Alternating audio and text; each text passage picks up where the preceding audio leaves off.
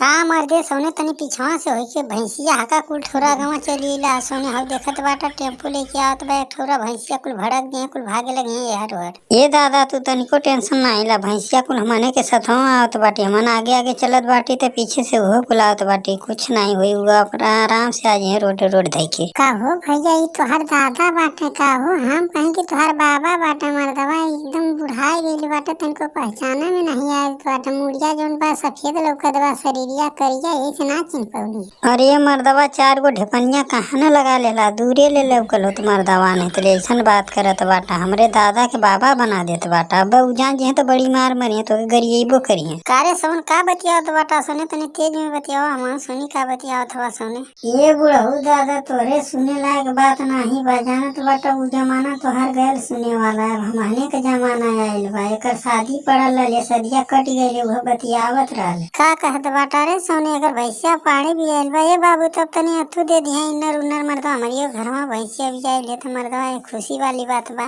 कहो भैया बुढ़ऊ दादा कम सुने न का हाँ भैया तनी कम सुने न तनी तेज में बोलवा तब सुने तू कहबा कुछ और तो कहीं कुछ औरी अरे तो भैया उनकर कनवा कान पर्दा लगवा देता हूँ ना जब मर्दवा उनकर गईले का समय आ गया तो उनके पर्दा लगवाए